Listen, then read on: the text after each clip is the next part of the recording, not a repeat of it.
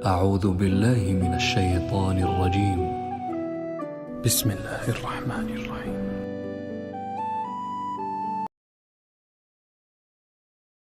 یہ جو تکلیفیں ہوتی ہیں، یہ جو تھوڑے سے مشکل حالات ہوتے ہیں، حضرت یونس علیہ السلام کی دوستی ہوگی حضرت جبریل امین سے، تو جناب جبریل ملنے آئے۔ حضرت یونس علیہ السلام فرمانے لگے جبریل میرا دل کرتا ہے مجھے اس بندے کی ملاقات کرا جو اللہ کا سب سے زیادہ عبادت گزار بندہ ہے۔ حضرت جبریل امین لے گئے دور فلسطین کے علاقے میں، اور لے جا کر ایک بندے سے ملاقات کرائی جس کی دونوں آنکھیں بھی کوئی نہیں تھی، دونوں بازو بھی کوئی نہیں تھی، دونوں پیر بھی کوئی نہیں تھی، اور اس بندے کی زبان پر لفظ بڑا کیا جاری تھے، یا اللہ تیرا شکر ہے، یا اللہ تیرا، بول کے کہیے یا اللہ تیرا، اے اللہ تیرا شکر ہے، شکر کر رہا تھا۔ حضرت جناب سیدنا یونس علیہ السلام کہنے لگے میں نے تجھے عبادت گزار کو ملانے کو کہا تھا، تو کہاں لے آیا؟ حضرت جبریل کہنے لگے یا یونس، یہ ہر چیز جانے کے باوجود اپنے رب کی رضا پہ راضی ہے۔ اس وقت دنیا میں نبیوں کے بعد جس سے اللہ سب سے زیادہ پیار کر رہا ہے وہ یہی بندہ ہے، یہ اپنے رب کی رضا پہ راضی ہے۔ اے تن میرا کنگی ہووے تے میں زلف سجن دی واواں، تے پوش میرے دی جتی بن جائے تے میں یار دی قدمی آواں، مارو مینو مار مکاؤ کوئی عذر نہ پیش لے آواں، تے جے سونا ہی میرے دکھ وچ راضی، جے سونا ہی میرے دکھ وچ راضی، جے سونا ہی میرے دکھ وچ راضی، تے میں سکھ نو چلے ڈاواں، مالک جے بھی سال میں راضی ہے تو بس ٹھیک ہو گیا۔ وصل اچھا ہے نہ فراق اچھا ہے، بس جس حال میں محبوب رکھے وہی حال اچھا ہے، بس جس حال میں انہوں نے رکھا بات ٹھیک ہو گئی۔ اس میں اب انسان شکوہ کرتے پھرے کہ یہ کس طرح ہے وہ کس طرح، اپنے آپ کو مطمئن رکھا ہے۔ مشکل کے بعد جو آسانی حضرت لقمان حکیم، ان کے نام پر قرآن مجید کی پوری سورت ہے۔ حضرت لقمان حکیم علیہ رحمہ آپ اپنے بیٹے کو نصیحت کر رہے تھے، کہنے لگے بیٹا کو مشکل آئے تو گھبرانا نہیں، کوئی مشکل آئے تو کرے بیٹوں کو سمجھ آ جائے کہ مشکل آئے تو، سمجھ آ رہی ہے بات کی، مشکل آئے تو، اور کیا خوبصورت جملے، بیٹے کو بٹھا کے کہتے ہیں بیٹا چھوٹی مشکل آئے گی تو اللہ بڑی مشکلات آسان کر دے گا، سمجھو چھوٹی مشکلات آئیں تو اللہ نے بڑی مشکلیں اس نے آسان کر دی۔ اور آپ کو بتاؤں اصل انسان ہوتا ہی وہ ہے جو مشکلوں میں جینے کا ڈھب سیکھ جاتا ہے، وہ بن جاتا ہے جو کرب کے حالات میں جینے کا سلیقہ سیکھ جائے۔ اپنے بچوں کو یہ سمجھانا، حضرت لقمان بیٹے مشکل آئے تو گھبرانا نہیں، بڑی کو ٹال دیتی ہے، وہ نیکی کا اور آسانی کا پیش خیمہ ہوتی ہے، اللہ اس کے بعد آسانی سمجھا رہے ہیں۔ کچھ دنوں کے بعد کہنے لگے آؤ فلاں اللہ کے نبی کی ملاقات کو چلیں، فلاں نبی علیہ السلام سے ملنے چلتے ہیں۔ اس زمانے میں جو نبی تھے ان سے ملنے چلے گئے، بیٹے کو بات یاد تھی، گھوڑے پہ بیٹھے، امام ابن جوزی نے اس کو لکھا ہے، گھوڑے پہ بیٹھے تھے دونوں کے پاس گھوڑے تھے۔ اب رستہ بہت زیادہ تھا، کھانا ساتھ لے لیا، پانی ساتھ لے لیا، رستہ لمبا تھا، صحرا کا علاقہ تھا۔ جب جانے لگے تو اتنی سخت گرمی ہوئی کہ گھوڑے بھی بے ہوش ہونے لگے، اچانک ایسی گرم لو چلی کہ گھوڑے بھی۔ اب دونوں باپ بیٹا جو تھے وہ بڑی جوش میں تھے کہ جانا ہی جانا ہے، گھوڑے سے اتر کر کے پیدل چلنے لگے۔ اب پیدل چلتے چلتے ذرا آگے گئے تو اب گرمی میں جتنا بندہ پیدل چلتا ہے اتنا پیاس بھی زیادہ لگتی ہے، تو پانی پیتے رہے، کھانا کھاتے رہے، کھانا پانی بھی ختم ہو گیا۔ تھوڑا آگے چلے نا، اس قدر تکلیف بڑھی کہ حضرت جناب لقمان کے بیٹے کے پیر کے اندر ایک ہڈی پیوست ہو گئی، اتنی بڑی ہڈی تھی وہ اندر ہی چلی گئی، پیر خون کے فوارے گرنے لگے، بیٹا بے ہوش ہو گیا۔ حضرت لقمان اس کے سرانے بیٹھے تو بیٹا تھا نا، آنکھوں میں آنسو آ گئے۔ بیٹے نے آنکھ کھولی تو کہنے لگا ابا جی آپ تو صبر کرنے والے ہیں، آپ رو رہے ہیں؟ فرمایا بیٹے میں کیا کروں، میرے سینے میں جو دل ہے وہ ایک باپ کا دل ہے، تو باپ جو ہوا تیری دکھ پر رونا آیا۔ بڑی مشکل سے دانت کے ساتھ ہڈی نکالی، ہڈی نکلی تو خون بھی چلا۔ صاحب زیادہ کہنے لگا حضور آپ نے تو کہا تھا ہر مشکل کے بعد آسانی ہوتی ہے، اور چھوٹی مشکل دے کے اللہ بڑی سے بچا لیتا ہے، تو ہم تو اچھے کام چلے تھے، مشکل پہ مشکل یہ کیا ہے؟ حضرت لقمان کہنے لگے بیٹا نہ تو رب کی حکمتوں کو جانتا ہے نہ پوری طرح میں جانتا ہوں، لیکن جو میں نے کہا تھا وہ بات سچی ہے۔ فَإِنَّ مَعَ الْعُسْرِ يُسْرًا إِنَّ مَعَ الْعُسْرِ يُسْرًا، اللہ ہر مشکل کے بعد آسانی عطا فرمائے گا، اور فرمایا میرا ایمان ہے کہ ضرور عطا فرمائے گا۔ یہ بات کہہ رہے تھے کہ سامنے سے دھواں اٹھا، اتنا سخت دھواں اٹھا کہ آپ نے سوچا شاید وہاں آبادی ہے، وہاں جاتے ہیں۔ وہاں چلنے لگے تو پیچھے سے کسی نے آواز دی، ٹھہر جاؤ، رکو۔ وہیں رک گئے۔ تھوڑی دیر گزری تو کہا رک جاؤ۔ جب رکے تو ایک بولنے والا بولا، کہنے لگا تمہارے لیے تھوڑی دیر کے بعد جانوروں کا بندوبست کر دیا جائے گا، کھانے کا بھی بندوبست ہو جائے گا، بچے کا پیر بھی صحیح ہو جائے گا، چلے جانا، لیکن ذرا ٹھہرو۔ حضرت لقمان کہنے لگے بولنے والے تو کون ہے؟ تو کہنے لگے میں اللہ کا فرشتہ ہوں، میں اللہ کا فرشتہ ہوں۔ کہا اللہ کے فرشتے اور یہ سارا کچھ کیا ہے؟ تو فرشتہ کہنے لگا اصل بات یہ ہے کہ سامنے بستی پر مجھے عذاب نازل کرنے کا حکم ملا تھا، آپ بڑی تیزی سے آ رہے تھے، میں نے رب سے دعا کی کہ اللہ اس باپ بیٹے کی غلطی کوئی نہیں، مہربانی فرما۔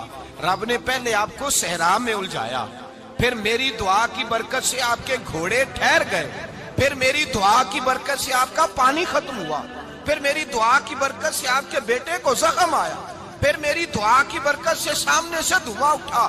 فرمایا یہ جو تمہیں مشکل پہ مشکل آ رہی تھی، یہ تو میرا رب تمہیں عذاب سے بچانا چاہ رہا تھا، یہ جو تمہیں مشکل پر مشکل آ رہی تھی تو میرا مالک تمہیں عذاب سے بچا رہا تھا، تم سمجھ نہیں رہے تھے۔ حضرت لقمان نے بیٹے کی طرف دیکھا تو بیٹے کہنے لگے ابا جی بات بالکل سچی ہے، افضل الذکر لا الہ الا لا الہ الا، اور پھر پڑھنے لگے حسبنا اللہ و نعم الوکیل نعم المولا و نعم النصیر۔ یہ ورد ہونے لگے۔ بھائی جب تجھے مشکل آتی ہے، آزمائش آتی ہے، تو اس وقت سمجھتا ہے پتہ نہیں میرے ساتھ کیا بننے لگا ہے۔ اللہ تبارک و تعالیٰ چھوٹی مشکل دے کے تجھے بڑی سے محفوظ رکھتا ہے، چھوٹی بیماری دے کے تجھے بڑی سے محفوظ رکھتا ہے۔ بلکہ میں ایک دفعہ ایک تکلیف میں ایک آزمائش میں مبتلا ہو گیا، تو میں نے اپنے حضرت سے کہا کہ حضور سارے دکھ کٹھے ہی آ گئے، کیا کیا جائے؟ تو آپ فرمانے لگے بڑے خوش نصیب ہو، جوانی میں اللہ نے دکھ دے دیے، بڑھاپے میں آئے تو برداشت نہیں ہوتے، یہ تو بڑے وقت پہ آ گئے، شکر ادا کرنا چاہیے، اس زمانے میں برداشت نہیں ہوتے، اب آسانی ہے، ان کو برداشت کرو، ہمت کرو۔ میرے بھائی یاد رکھیں، آزمائشیں تکلیفیں آپ کو بڑا کرنے کے لیے آتی ہیں۔ ہم آزمائش کو برا جانتے ہیں، دکھ کو برا جانتے ہیں، دکھ تو بڑے پیارے ہوتے ہیں، یہ رونے کا سلیقہ سکھاتے ہیں، یہ اللہ کو منانے کا طریقہ سکھاتے ہیں، یہ مسجد میں جانے کا۔ وہ جو سکھی بندہ ہے نا، سکھی، مجھے ایک صاحب کہنے لگے دو قسم کے لوگ مدینے سے آتے ہیں، مدینہ شریف پوچھنے لگے، کہنے لگے حضرت جی دو قسم کے بندے ہیں، کچھ واپس جاتے ہوئے تڑپ رہے ہیں، کچھ تصویریں کھینچ رہے ہیں رخصتی کے وقت، فرق کیا ہے؟ تو میں نے کہا وہ جو تصویریں کھینچ رہا ہے وہ امیر آدمی ہے، اسے پتا ہے کہ میں پھر ٹکٹ لے لوں گا، مہینے کے بعد پھر آ جاؤں گا، اور یہ مدینہ چھوڑتے ہوئے تڑپ رہا ہے، یہ کوئی غریب ہے، یہ کہہ رہا ہے پتہ نہیں دوبارہ موقع ملے کہ نہ ملے، یہ دکھی ہے، یہ آزمائش میں دکھی۔ سکھی بندہ تو مکے جا کے نہیں روتا، وہاں بھی کھڑا ہے ڈٹ کے کھڑا، دکھی کوئی نہیں تو روئے کیسے؟ روئے کیسے؟ دکھیے دی گل دکھی آئی جانے، دکھیے دی گل، کیا خوبصورت لفظ ہے میاں صاحب کی، اور لفظوں میں حسن دیکھے، کہنے لگے دکھیے دی گل دکھی آئی جانے تے سکھیے نو کی خبراں، تے یار جنہاں دے موت نے مارے روندے نہیں تک تک قبراں۔ یہ مشکل مرحلہ ہوتا ہے، جب انسان تکلیف میں ہوتا ہے پھر اسے احساس ہوتا ہے، اور تکلیف والے کو ہی تکلیف والے کی تکلیف کا احساس ہوتا ہے۔ جب آپ کو اللہ مشکل دیتا ہے تو سمجھ لیں رب آسانی دینا چاہ رہا ہے، جب تیز دھوپ آتی ہے تو سمجھ لیں اللہ گرم ہوا گزار کے ٹھنڈی بارش برسانا چاہ رہا ہے، اور جب چاروں طرف سے گھٹن ہو، پنجابی میں کہتے ہیں گمہ لگ جائے، تو پھر سارے بول کے کہتے ہیں اب جو طوفان آئے گا وہ سخت ہی آئے گا، اس لیے کہ گھٹن جتنی زیادہ ہوتی ہے پھر فضل بھی اتنا۔ حضرت نوح علیہ السلام کی قوم کو حضرت نوح علیہ السلام نے 1500 سال سمجھایا ہے، کچھ لوگوں نے 950 سال لکھا ہے نا، اعلیٰ حضرت نے لکھا ہے 1500 سال عمر ہوئی حضرت نوح علیہ السلام کی۔ اللہ تعالیٰ بندے کو جلدی سزا نہیں دیتا، بلکہ قرآن مجید میں ایک جگہ رب کریم اس طرح بھی فرماتا ہے کہ جب بندے مجھے بھول جاتے ہیں تو میں ان کے لیے نعمتوں کے دروازے کھول دیتا ہوں۔ بندہ سمجھتا ہے کہ میں کچھ تو ہے نا کہ میرے اندر کہ میں جدھر جاتا ہوں خیر ہی خیر ہو جاتی ہے، وہ سمجھتا ہے کہ میری عقل ہے، حالانکہ اللہ اسے ڈھیل دیتا ہے، اللہ اسے ڈھیل دیتا ہے۔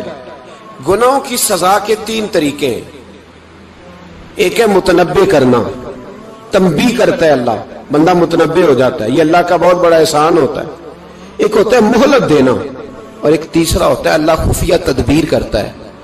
تھوڑا سا سمجھیے گا، انسان پر کوئی آزمائش آئی، فوراً اس کی چھٹی اس نے کہا کہ وہ فلان جگہ غلطی کی تھی تب ایسا ہوا ہے. ہوتا ہے نا کئی دفعہ آواز آتی ہے نا اندر سے، چلیں بول دیں کچھ نہیں ہوتا آپ کو. اللہ جانتا ہے یہاں کوئی کچھ نہیں کہے گا آپ کو، اور ہماری تو ویڈیو بھی نہیں گھومتی، یعنی خبر بھی نہیں ہو کہ کس نے ہاں کر دی کس نے نہ کر دی. آپ بغیر ٹینشن کے بات چیت کریں، آج کچھ نہیں ہوتا انشاءاللہ تعالی. آتی ہے اندر سے آواز. میں آپ سے اس لیے ان چیزوں کی تصدیق کراتا ہوں کہ باقیوں کو بھی آتی ہے کہ نہیں، اس لیے تصدیق. کبھی کوئی کسی جگہ انسان پریشان ہوتا ہے تو محسوس کرتا ہے کہ وہاں مجھ سے ہوتا ہے نا جی، جس کو یہ نصیب ہو جائے بڑا خوش نصیب آدمی ہے. حضرت مولا علی فرماتے ہیں اگر تجھے دنیا میں سزا مل گئی تو بچ گیا ہے، سمجھ پھر اللہ کرم کرے گا، آخرت میں سزا نہیں دے گا. اور یہ یاد رکھ لے، وما اصابکم من مصیبت فبما کسبت ایدیکم ویعفو عن کثیر. اللہ فرماتا ہے دنیا میں تجھے جو بھی تکلیف پہنچتی ہے وہ تیرے ہاتھوں کے کرتوتوں کی وجہ سے پہنچتی. ویعفو عن کثیر، فرمایا کثیر گناہ تو میں ویسے ہی معاف کر دیتا ہوں. یہ جو تیری زندگی میں دکھ ہے نا، یہ بھی میری قلیل سزائیں ہیں. یہ کثیر پر سزا، یہ قلیل ہے قلیل. یہ جو تمہاری زندگی میں تکلیفیں، انسان کو سزا ملتی. حضرت فضیل بن عیاض رحمۃ اللہ تعالی علیہ گھوڑے پہ بیٹھے تھے، گھوڑا شرارت کرنے لگ گیا، اچھلنے لگ گیا، کودنے لگ گیا. تو حضرت فضیل بن عیاض نیچے اترے، ایک کونے میں جا کے نماز کی نیت باندھ لی، 2 رکعت نماز پڑھی، پھر دیر تک استغفار پڑھتے رہے، روتے رہے، دعا کرتے رہے. واپس آئے،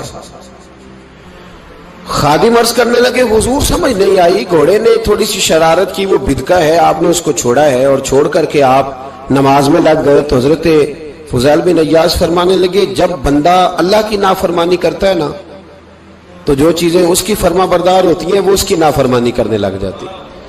تو مجھے محسوس ہوا تھا کہ میں نے کہیں اللہ کی نافرمانی کی ہے، اس لیے ایسا ہوا ہے کہ میرے گھوڑے نے میری، تو میں توبہ کرنے لگا ہوں. اور اب دیکھتا ہوں بیٹھ کے بھلا کیا ہوتا ہے. میں نے سچی توبہ، حالانکہ مجھے یاد نہیں کہ میں کہاں بولا، پر کھری اور سچی توبہ کی. دوبارہ گھوڑے پہ بیٹھے تو گھوڑا بالکل صحیح ہو کے ساتھ چلنے لگ گیا. میرے بھائی جب یہ تنبیہ ہے اللہ کی طرف سے، یہ متنبہ کیا جاتا ہے کہ تو بعد آ جا.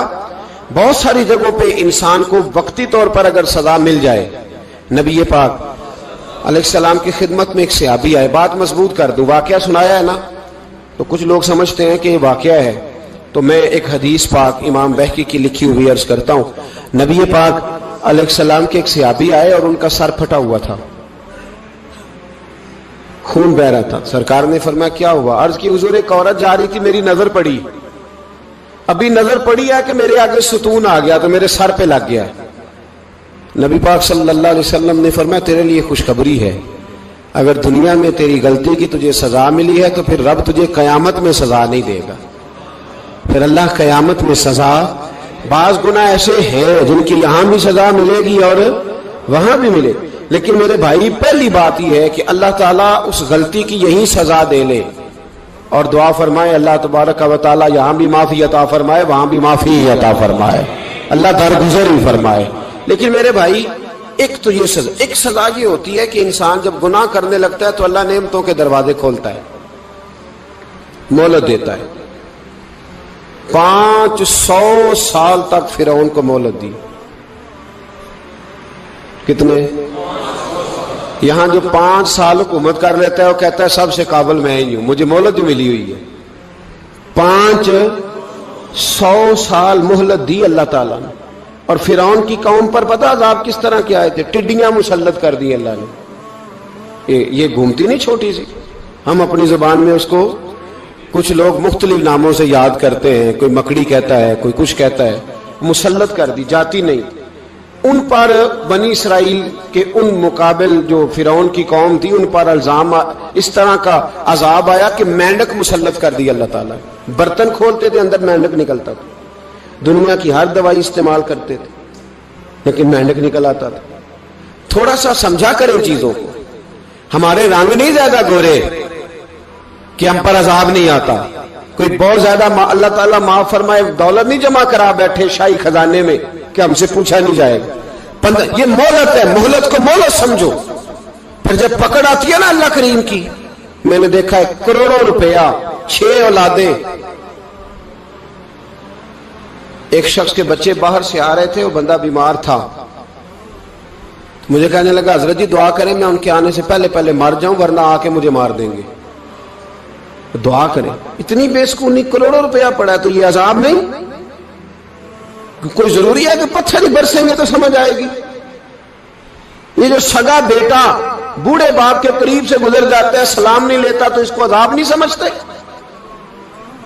یہ جو امت کی بیٹیاں, امت کی بچیاں, ہماری بچیاں ایک سال کے اندر 75,000 ہزار بچی ایک ڈویژن سے بھاگ کے شادی کر رہی ہے, اور ایک صوبے سے. تو اس کو آپ اللہ کا عذاب نہیں سمجھتے؟ یہ معمولی بات ہے. نہیں ہمارے رنگ ہو رہے ہیں, ہم بڑے سمارٹ ہیں. 1500 سال مہلت دی نوح علیہ السلام کی قوم کو. کتنے سال؟ بول کے بتائیے, بول کے دوبارہ بولیے. 1500 سال. کوئی آدمی اپنی سمارٹنس پہ خوش نہ ہو جائے کہ 20 سال ہو گئے میں تو نافرمانی بھی کر رہا ہوں, روٹی بھی پک رہی ہے, میں تو حرام بھی کھا رہا ہوں, پھر بھی سب ٹھیک ہے. 1500 سال مہلت دی. پھر حضرت نوح کہنے لگے اللہ میں نے تو بڑا سمجھایا, نہیں باز آتے. تو رب کریم نے فرمایا کشتی بناؤ. اللہ کے پیغمبر کشتی بنانے لگے تو قوم مذاق اڑانے لگ گئی. اب کیا کرنے لگے ہو؟ اب کشتی بنانے لگے ہو, خیر تو ہے, قوم مذاق اڑا رہی ہے. حضرت نوح علیہ السلام کا آپ نے کشتی بنائی, پانی کہاں سے نکلا؟ نہ بارشیں ہوئی نہ سیلاب آئے. ایک تندور تھا, اس کے اندر سے پانی نکلنا شروع ہو گیا. کبھی تندور سے بھی پانی نکلا ہے, پر جب نکالنے والا چاہتا ہے تو وہاں سے بھی ایک تندور سے پانی نکلا. اتنا نکلا, اتنا نکلا, اتنا نکلا کہ قوم ساری ڈوب گئی. قرآن مجید کے صفحات شہادت دیں گے کہ حضرت نوح کی قوم کا بچہ بہ گیا. بچے صرف وہ تھے جو حضرت نوح کے ساتھ ہو گئے, تباہ ہو گئی. اللہ بے نیاز ہے, بے نیاز. 1500 سال مہلت ملے اور تو پھر بھی کہے رب بڑا کریم ہے معاف کر دے گا. 1500 سال تجھے گنجائش دے اور تو کہے کوئی نہیں, بات معافی ملنی چاہیے ابھی بھی. میرے بھائی, حضرت صالح علیہ السلام کی قوم, حضرت صالح نے تبلیغ شروع کی تو کہنے لگے پہلے معجزہ دکھاؤ. جی آج تو نہیں نا لوگ معجزے مانگتے ہیں. آج بھی لوگ کرامتے اور معجزے, اللہ معاف کرے, جو چیزیں معجزہ تو ہو نہیں نہ سکتا, لیکن آج بھی لوگ, آپ یقین کریں, کہتے ہیں یہ بڑی نمازیں پڑھتا ہے تو پھر بخشا کیوں نہیں گیا, پھر کیوں نہیں منو سلوا کیوں نہیں اترا اس پر, پھر میں بھی اسی طرح ہی ہوں, کیا اس کے اندر خوبی آ گئی؟ مولوی بھی ویسے ہی ہے, صوفی بھی ویسے ہی ہے. لوگ مانگ نہیں رہے, لوگ دلیلیں مانگ نہیں رہے, ابھی بھی لوگ بحث نہیں کرتے. کیا فرق آ گیا جی, ویسے ہی ہیں سارے. اللہ تعالیٰ سے ڈرنا چاہیے. ہمیں سامنے والے کی طرف دیکھ کر صحیح ہونے کا حکم نہیں ہے, ہمیں اپنی اصلاح کا حکم ہے. اپنی طرف دیکھ کے اپنے آپ کو ٹھیک کرنے کا. الزام لگا کے گزر جانا, اس کا کوئی مطلب. سنو اور یاد رکھو, حضرت صالح علیہ السلام سے کہنے لگے پہلے معجزہ دکھائیں. تو حضرت صالح علیہ السلام نے فرمایا اونٹ کہاں سے پیدا ہوتے ہیں؟ کہا اونٹنی کے بطن سے. فرمایا آؤ میں تمہیں پہاڑ کے اندر سے اونٹنی پیدا کر کے دکھاتا ہوں. کہاں سے؟ پہاڑ کے اندر سے. حضرت نوح ساتھ لے کے گئے تو پہاڑ کے اندر سے اونٹنی نکلی, اور اونٹنی بھی گابن تھی, اس کے پیٹ میں بچہ, اور اونٹنی اتنا دودھ دیتی تھی کہ ساری بستی دودھ پی جاتی تھی, پھر بھی دودھ بچ جایا کرتا تھا. لیکن حضرت نوح علیہ السلام نے فرمایا اب تم نے دیکھ تو لیا یہ اسے, یہ جتنا دودھ دے گی روٹی بھی اتنی کھائے گی. ایک دن تم سارے پانی پیو گے, ایک دن یہ سارا پانی پیا کرے گی. ایک دن تم سارے باقی جانوروں کو گھاس کھلاؤ گے, ایک دن یہ اونٹنی. اور اونٹنی کا نام کیا؟ ناقۃ اللہ, اللہ کی اونٹنی. کس کی اونٹنی؟ نام کیا ہے؟ اللہ کی. یہ اللہ کی اونٹنی ہے. تو حضرت نوح علیہ السلام کی اونٹنی فرمایا اس کی بے ادبی نہ کرنا. باز نہیں آئے لوگ, باز نہیں آئے. کہنے لگا جی دودھ دینا تو ٹھیک ہے, پر یہ جو سارا پانی پی جاتی ہے نا, یہ صحیح نہیں. یہ جو ساری گھاس کھا جاتی ہے, یہ نہیں ٹھیک، دودھ دینا تو ٹھیک ہے پر یہ نہیں صحیح. آپ نے فرمایا اسے کچھ نہ کہنا، اللہ کی اونٹنی ہے. میں کہا کرتا ہوں ان لوگوں نے ناقۃ اللہ کی بے ادبی کی، حضرت نوح علیہ السلام کی اونٹنی کی ٹانگیں کاٹ دی، صالح علیہ السلام کی. اور دیکھو اللہ بڑا بے نیاز ہے، اگر پیدا کرنا جانتا ہے تو حفاظت کرنی نہیں جانتا. لیکن رب کریم نے فرمایا نہ کرنا. انہوں نے ان کے پیر کاٹ دیے، کانوں پہ چھریاں لگائیں. اونٹنی جب مر گئی، اونٹنی اللہ تبارک و تعالیٰ کی وہ اونٹنی جب مر گئی تو حضرت صالح علیہ السلام کی قوم پر رب کریم نے زلزلہ بھیجا. اذا زلزلت الارض زلزالها، جب زلزلے آئیں گے اور جب ان کا زلزلہ آنا زلزلہ آتا ہے نا، کیا کرتی ہے قوم؟ لا الہ الا اللہ، لا الہ الا اللہ، کلمے جاری ہو جاتے. بلکہ ایک دفعہ ایسا بھی ہوا کہ مسجدوں میں اعلان ہونے لگے زلزلہ آ رہا ہے. جو فجر کے لیے نہیں اٹھے زلزلے کے لیے وہ بھی اٹھ گئے. جن کا دعویٰ ہے نا میری سویرے آنکھ نہیں کھلتی، ان کی لگی نہیں کتنے گھنٹے، بعد میں بھی نہیں لگی. ٹی وی پہ اعلان ہوتے رہے کوئی نہیں آ رہا، سو جاؤ چپ کر کے. لیکن آنکھ لگی. موت سے تو ڈرتا ہے، اللہ سے ڈرتا ہی نہیں. موت کا خوف ہے، رب کا نہیں. زلزلہ آیا، ساری قوم تباہ ہو گئی. بتاؤ اگر ناقت اللہ کی گستاخی ہو تو اللہ ناراض ہو جاتا ہے، اور اگر اولیاء اللہ کی ہو، اگر اولیاء اللہ کی ہو تو رب ناراض نہیں ہوتا.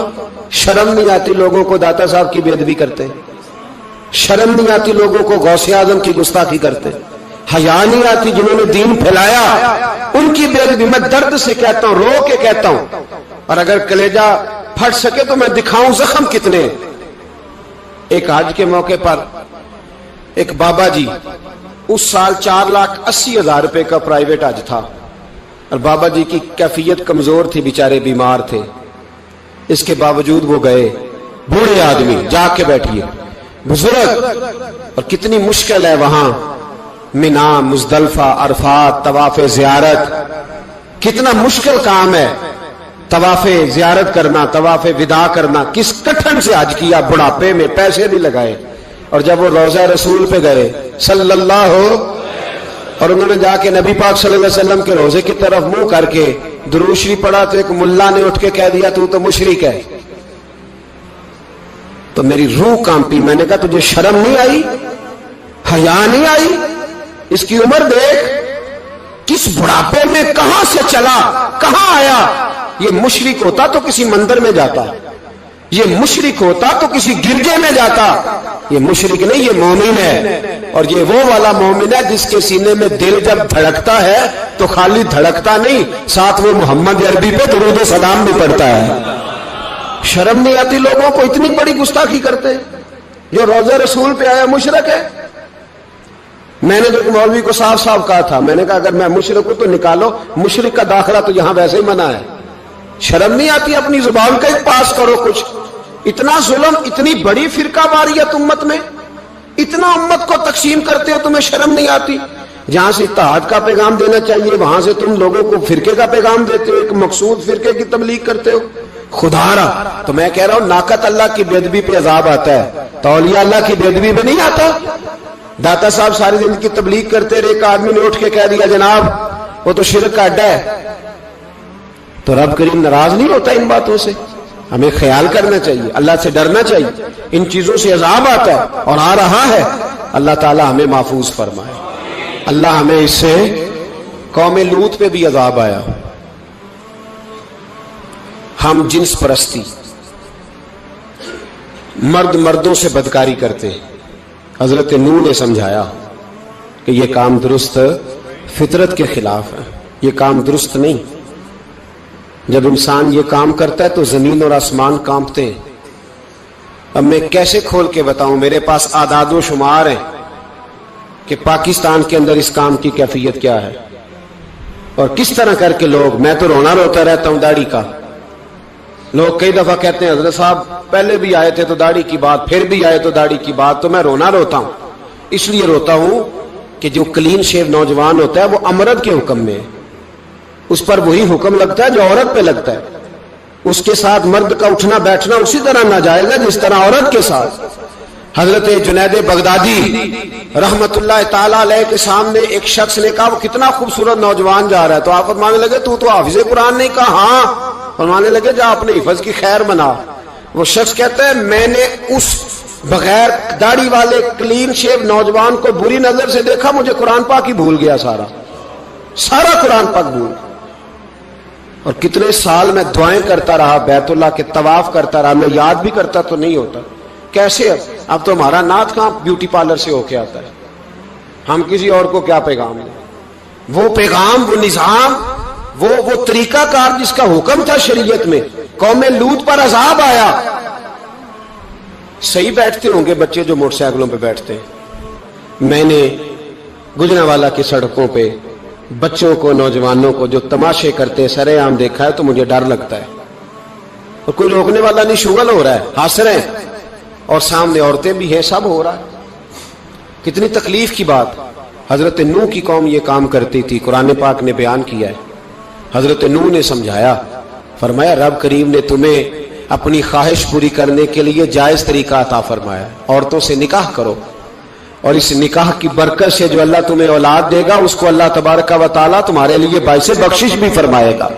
لیکن جب قوم نہ مانی تو جو قوم میں لوط کا عمل کرے اس کا علاج قرآن نے بیان فرمایا کہ آسمان سے پتھر برسیں گے. پھر پتھر برسے, اور جن کے بڑے بڑے اچھے دماغ تھے ان کے دماغ چکنا چور کر دیے گئے, تباہ کر دیے گئے, ان کے دماغ زمین پر بچھاڑ دیا گیا. اللہ مہلت دیتا ہے, لیکن اس کا مطلب یہ نہیں کہ انسان توبہ نہ کرے. حضرت شعیب علیہ السلام کی قوم پر بھی عذاب آیا, اس لیے کہ بددیانتی کرتی تھی, ناپ تول میں کمی کرتی تھی. میں نے کہا تھا شب قدر کی رات کہ یہ کوئی تماشا ہے کہ شب رات آئی تو ساری رات روتے رہے, یا اللہ معاف کر دے, یا اللہ معاف کر دے, رو رو کے چیخے مار مار روئے. شب قدر آئی تو پھر چیخے ماری, ساری رات روئے. تو جس بندے کا پروگرام ہی نہیں سویرے بدلنے کا, دکان پہ بیٹھ کے پھر وہی ناپ تول میں کمی, پھر وہ اللہ تعالیٰ معاف کرے. میں ایک مضمون پڑھ رہا تھا تو وہ فوڈ کے اسپیشل لوگ میں لکھا تھا مہربانی کرو ملاوٹ ہی اچھی چیز کی کر لو, مرچ میں کیری تو نہ ملاؤ اینٹوں کی, وہ تو بیمار کرتی ہے, وہ تو خون کی آنتوں کو روک دیتی ہے. وہ کہنے لگا, اور وہ کہتا ہے میں تمہیں بتاتا ہوں کون کون سی چیز ملائی جا سکتی ہے, وہ ملا لو. خدا را اس قوم پہ رحم کرو, مہربانی. ایک دوست ہے ہمارے, میں وزیر آباد میں ان کے گھر بیٹھا تھا تو ایک میڈیکل, میرا کسی شخص پہ اعتراض کرنے کا میں مجموعی بات کرتا ہوں. میں ایسے ڈاکٹروں کو جانتا ہوں جو اللہ تعالیٰ فضل کرے سچ مچ کے نیک ہیں, اچھے لوگ.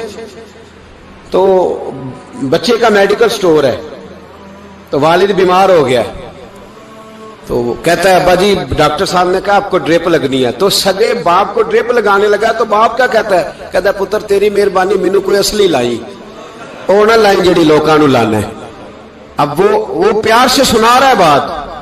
میں نے اسے کہا کہ یہ تو ڈوب مرنے کا مقام ہے نا, ڈوب مرنے کا مقام, کہ جس ملک کے اندر دوائی بھی صحیح نہ بکے, اصلی نہ ملے دوائی بھی, اور پھر وہ قوم کہے کہ ہم نے تو پورے روزے رکھے, ہم نے تو بڑا صدقہ اور خیرات کیا, دوائی بھی اصل نہ ملے. جناب شعیب علیہ السلام کی قوم ناپ تول میں کمی کرتی تھی, تو اللہ تبارک و تعالیٰ نے ان پر بتا عذاب کس طرح کا بھیجا. شدید گرمی ہوئی, اللہ ہمیں محفوظ فرمائے. سارے آمین کہہ دیا. دیکھیں کتنا اچھا موسم کر دیا رب کریم, اللہ ہمیں محفوظ فرمائے, اللہ رحمت فرمائے. شدید گرمی کی لہر آئی, باہر اتنی گرمی ہوئی کہ لوگ اپنے گھروں میں گھس گئے. جس طرح سورج کی شعائیں گھروں کے اندر داخل ہو جاتی ہے, اس طرح گرمی کی لہر اندر داخل ہوئی. اور جس طرح کسی کو آگ لگ جائے تو وہ آدمی اچھلتا کودتا ہے نا, اس طرح یہ لوگ اچھلنے لگے اور اچھل کود کے مر گئے. جرم کیا تھا؟ ناپ تول میں کمی کرتے. حضرت داؤد کی قوم بھی تباہ ہوئی. جرم کیا تھا؟ ہفتے والے دن مچھلیاں نہیں پکڑنی تو یہ پکڑتے تھے. حکم ہے نا مسلمان کو نماز کے ٹائم کوئی اور کام نہیں کرنا, نماز پڑھنی ہے. میرا خیال ہے مسلمان تو فٹافٹ آ جاتے ہیں, سارے ہی پہنچ جاتے ہیں نا مسجدوں میں. ہلکا ہلکا بول رہے ہیں آپ, کیوں نہیں پہنچتے؟ اگر حضرت سیدنا, اور پتہ انہیں سزا کیا ملی؟ اللہ نے فرمایا اس ٹائم عبادت کرنے میں کام نہیں کرنا, وقت نہیں ہے کام کا. انہوں نے مچھلیاں پکڑی, 12,000 لوگ تھے. پتہ ہے مالک نے سزا کیا دی؟ بندر بنا دیا اللہ کریم. قرآن مجید کا پہلا سپارہ پڑھے, فَجَعَلْنَاهَا نَكَالًا لِمَا بَيْنَ يَدَيْهَا وَمَا خَلْفَهَا. اللہ فرماتے ہیں پچھلوں کے لیے بھی عبرت بنا دیا، بعد والوں کے لیے بھی عبرت، نشان عبرت بنا دیا، بندر بن گئے۔ اور جو ان کے دوست جو بچ گئے تھے ان کے پیر چومتے تھے، روتے تھے، 3 دن بندر بن کے زندہ رہے۔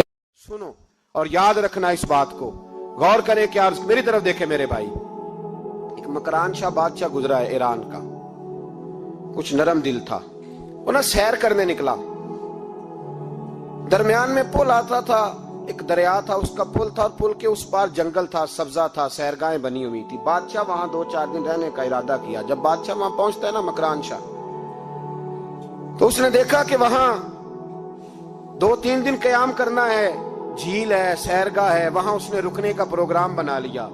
بادشاہ تو علیحدہ اس کے لیے رہائش تھی، سپاہی علیحدہ رہتے تھے۔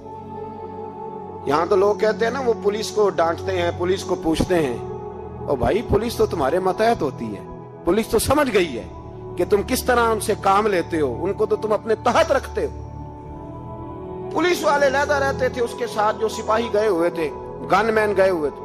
مکران شاہ سیر سپاٹے پہ رہتا تھا۔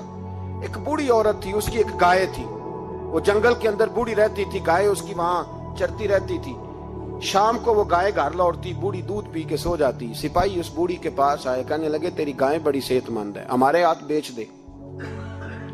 بوڑھی نے کہا میرے بڑھاپے کا سہارا ہے، اس کا دودھ پی کے میں زندہ ہوں، بیچوں گی نہیں۔ وہی والا کام جو ہمارے ملک میں ہوتا ہے کہ قیمت کے ساتھ زمین دینی ہے کہ مفت دینی ہے۔ جب بڑے آدمی کو پسند آ جاتی ہے تو کہتا ہے مول دینی ہے کہ مفت دینی ہے، دینی پڑتی ہے، غریب ہے، کیا کریں، مجبور ہے، مظلوم ہے۔ کہا بوڑھی عورت سے سپاہیوں نے بیچ دے، کہا نہیں، کہنے لگے نہیں بیچے گی تو ہم لے لیں گے۔ اس عورت کی گائے زبردستی سپاہی ذبح کر کے کھا گئے۔ بوڑھی نے بادشاہ تک پہنچنا چاہا لیکن اس کو پہنچنے نہ دیا گیا، منع کر دیا گیا، اس کی رسائی نہ ہو سکی، غریب عورت تھی۔ جس دن مکران شاہ واپس آ رہے تھے نا سیر کر کے، پل سے گزر رہے تھے، تو کسی نے بوڑھی سے کہا کہ بادشاہ گزرے گا۔ وہ چھپ کے پل پہ بیٹھ گئی، اور مکران شاہ جب پل سے گزرنے لگے تو بوڑھی آگے آئی اور اس کے گھوڑے کی لگام پکڑی، ایسا جملہ کہا کہ مکران شاہ چکرا کے زمین پہ گرا۔ اور بوڑھی کہنے لگی مکران شاہ تیرے سپاہی میری گائے ذبح کر کے کھا گئے ہیں، تو بتا اس کا حساب اس پل پہ کھڑے ہو کے دینا کہ پل صراط پہ دینا ہے؟ بتا یہاں کھڑے ہو کے دے گا کہ وہاں کھڑے ہو کے دے گا؟ بول۔ ارباب اقتدار، حکومت کے ایوانوں میں بیٹھنے والوں، بتاؤ زینب کا حساب قصور کے چوک میں کھڑے ہو کے دو گے کہ میدان محشر کے چوک میں کھڑے ہو کے دو گے؟ بتاؤ کہاں حساب دینا ہے، یہاں دینا ہے کہ وہاں دینا ہے؟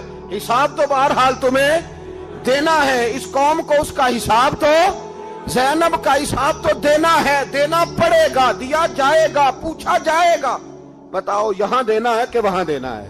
دینا تو پڑے گا، یہاں دو گے تو ہو سکتا ہے قیامت میں بچ جاؤ، اور اگر یہاں نہیں دو گے تو وہاں لٹکا دیے جاؤ گے، رسوا کیے جاؤ گے، پوچھا جائے گا۔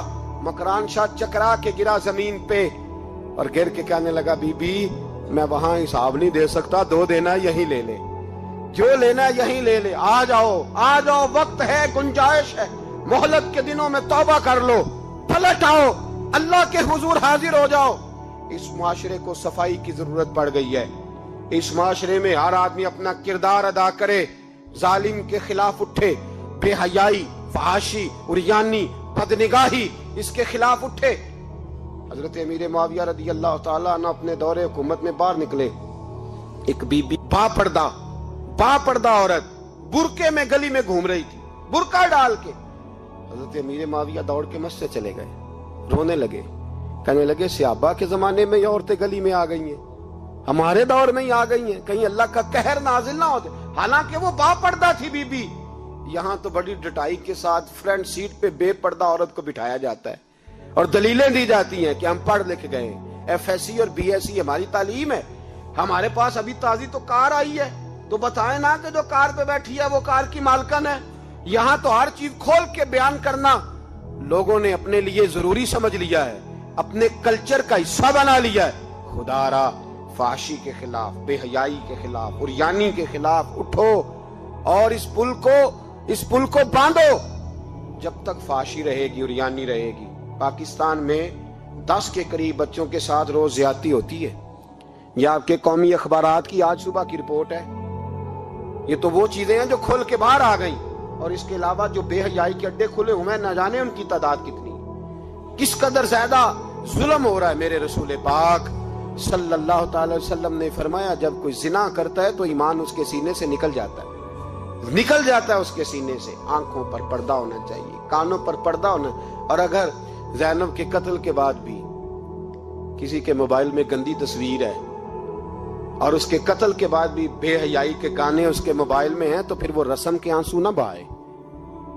پھر وہ صرف 2 منٹ کے لیے آگے بڑھ کے مرثیہ خانہ بنے. وہ پھر شاعر اور ادیب بننے کی کوشش نہ کرے. وہ پھر اپنے حصے کا جملہ لگا کر اپنے آپ کو فیس بک پہ ایکٹیو رکھنے کا تماشا نہ کرے. کیا مطلب ہوا ان چیزوں کا؟ اگر ابھی بھی برائی کے خلاف نہیں اٹھنا، بے حیائی اور فحاشی کے خلاف نہیں اٹھنا، میرے عزیزو آخری بات سننا اور اس کو ہمیشہ یاد رکھنا. میرے نبی پاک صلی اللہ تعالی علیہ وسلم نے فرمایا ہے کسی ایک مسلمان کے قتل میں اگر اہل زمین اہل آسمان سارے بھی شریک ہو جائیں، سارے، تو فرمایا ہو سکتا ہے اللہ سب کو جہنم میں ڈال دے. اس لیے کہ جو قتل ہے نا، قتل ایک ہے زیادتی اور ایک ہے پھر اس کے بعد قتل. ایک انسان کا قتل انسانیت کا قتل ہے. اتنا بڑا ظلم. اور یہاں تو اب قتل کی خبر آ جائے نا اخبار پہ تو اتنی دلچسپی والی رہتی نہیں. اتنے لوگ قتل ہو گئے، کوئی حرج نہیں. یہ تو ہمارے ہاں تو کسی سیاستدان کی شادی کی خبر آئے گی تو وہ دلچسپی والی ہوگی. اس پر تبصرے ہوں گے، کمنٹس ہوں گے. ایک بندہ مر گیا، ٹھیک ہے، غریب آدمی تھا، قتل ہو گیا، جان چھوٹی، معاذ اللہ، اس پہ کون توجہ کرتا ہے؟